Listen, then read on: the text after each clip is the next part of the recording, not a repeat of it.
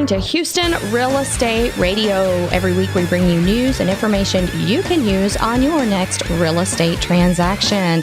I'm Shanna Register, and every week we answer your real estate questions. Just call them in to 281-882-8088, and we'll be happy to answer your real estate questions right here on the air every Sunday evening, 6 o'clock.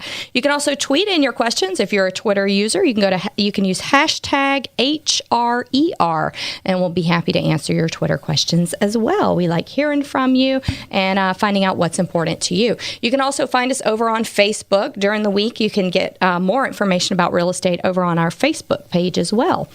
If you're just joining us, I want to remind you that you can go to HoustonRealEstateRadio.com and watch all the videos of today's show. So if you hear something, you think it's interesting, you want to find out more, go online and you can check out all of today's show.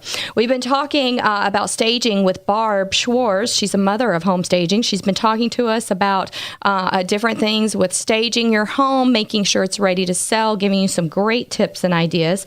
And now, let's change the subject a little bit. We're going to talk about building codes. Whenever you get ready to build something, there's always some codes involved. So now I'm joined by Sheila Blake here in the studio. She's the Assistant Deputy Director, Code Administrator for the City of Houston. So she does a lot of building code enforcement through her work with the city, and want to talk with her because, whenever you're building a new construction home and there's permitting involved, there's going to be some law enforcement behind it for the codes, just making sure that everybody's doing what they need to be doing to comply. So welcome to the show, Sheila. Thank you for having me. So let's start with, let's talk about the codes. Why are the codes in place? What do they do? Because, you have home builders and they're educated on how to build a home the right way and what to do. So what's the point of the codes? Tell us about that. Because sometimes some people look at y'all in a kind of a negative light. Oh, they're coming to inspect the house. They're going to make us change something. Well, that's true. And people don't like change and don't want to do things different. But, if you think about it, do you ever walk into a building and wonder, should I walk in here? Of course you don't. You assume somebody's taking care of that it's a safe building. That it's safe. So the code set minimum standards for safety, fire safety, structural durability, etc. And the inspector is an unbiased set of eyes looking at a project where they don't, we don't benefit if they cut corners. We're actually looking to make sure they don't cut corners. Mm-hmm. And by minimum standards, tell me about some of the minimum standards y'all look for. Let's talk, because this is a consumer-oriented show, let's talk about new construction homes, because that's what a lot of our consumers out there listening want to know about is new construction homes. What are the things that you're looking for on a new construction home to make sure it's been done correctly? Oh, well, we look at the homes right from the beginning while the dirt is being moved around. They're putting in the underground. So we're checking, for example, to make sure that something as simple as your plumbing pipes, maybe your gas pipes are sleeved when they go through the concrete. You don't want those to corrode. Mm-hmm. So that needs to be done, even before the concrete is poured. And then, of course, we're looking at your rebar spacing in the foundation. We're looking to look for different fault protection in the electrical systems right at the foundation level. And then all the way through, there's certain things that just really are important to make sure the building is safe, and you don't have to think twice about these things later on. Mm-hmm. So, so in new home inspections, how many inspections do the new homes go through from you guys? Well, there's basically like 7 major components or inspections all the way from the underground to the final. And is that on every home, or is that like if a builder's got the same set of plans and they're building that home in 7 places around town, is it just one of those homes you go look at, or do you actually look at every house? We look at every single one. Okay. Every single permit requires inspections that need to be signed off before you can get the final approval on that permit. Okay. All right. Very good. So, tell us about what do you think about changing standards? Because the codes do change year to year. There are updates that are made. Is that because the old ones aren't safe anymore, or is that because there are just more technology, better improvements, and you just update them as you feel like it's going to be better for consumers? That's a really good question. I would say that a home that's built, to the code 40, 50 years ago is perfectly fine, and it will, is something we call grandfathered. Mm-hmm. Legally, they are considered to be approved by the city once they're occupied, and we don't go back and tell them to upgrade it because it was safe at the time it was built. The new codes do add, like you said, new technologies, better information, the more we learn. It's something as simple as window location. It used to be, that a window needed to be a certain height off the floor. Well, we're finding that it needs to be a little bit lower, just a few inches. Okay, well, that first window that was at 44 inches and, 48 inches and now is set at 4 inches isn't less safe. It's just we know it's better to have it a little bit lower, that sort of thing. So the buildings are just fine. Okay. The city's committed and invested in many programs that reduce costs and improve efficiency and decrease on the greenhouse gas emissions.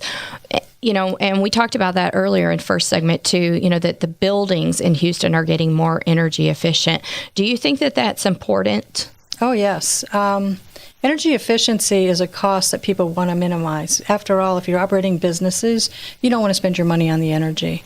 And of course, homeowners, they need to have their money spent on things that are more important to them. If you had a house that saves energy to start with, they're saving money every month on their utility bills they can use for their priorities. Do you think that building these government buildings and even retrofitting government buildings with better technologies and better equipping them for green energy, to function more green, is it saving the taxpayers money?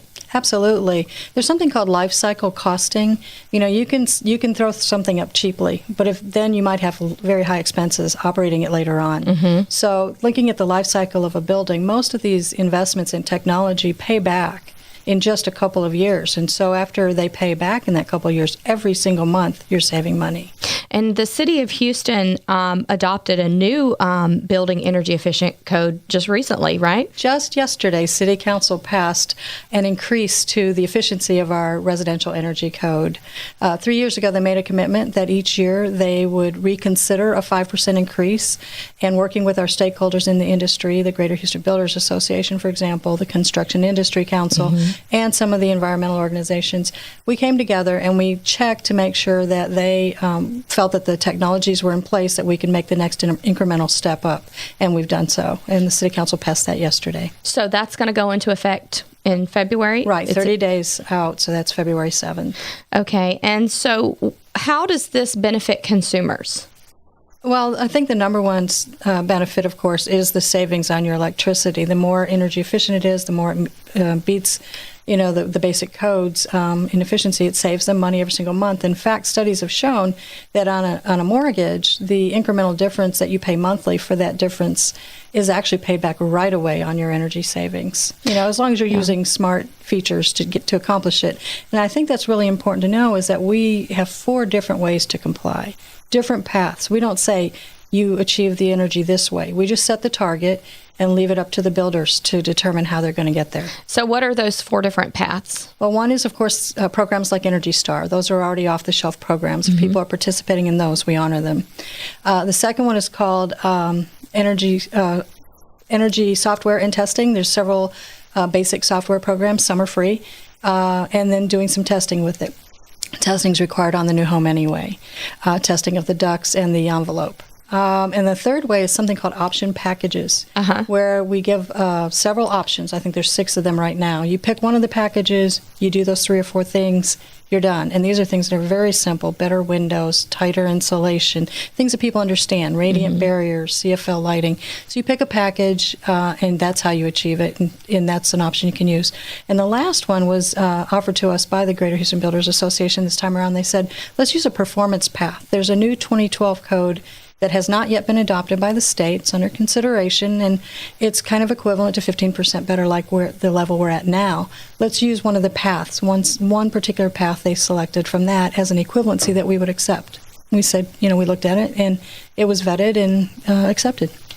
All right. Well, it sounds like y'all are doing a great job over there. A lot of good information for homeowners, and it's great that we have this protection. Like you said, you don't walk into a building and wonder if it's safe. And, that's important. All right. So there's a website. People can find out more information about what you guys do over there at HoustonPermittingCenter.org. Is that right? That's correct. All right. Well, thank you so much. We appreciate you coming in. Appreciate the information. I'm Shanna Register, and you're listening to Houston Real Estate Radio. If you missed any of today's show, you can go to HoustonRealEstateRadio.com and find links to all of our sponsors, our recommended lender, and more. Thanks for tuning in. We'll be back next week at 6 o'clock to learn more here on Houston Real Estate Radio.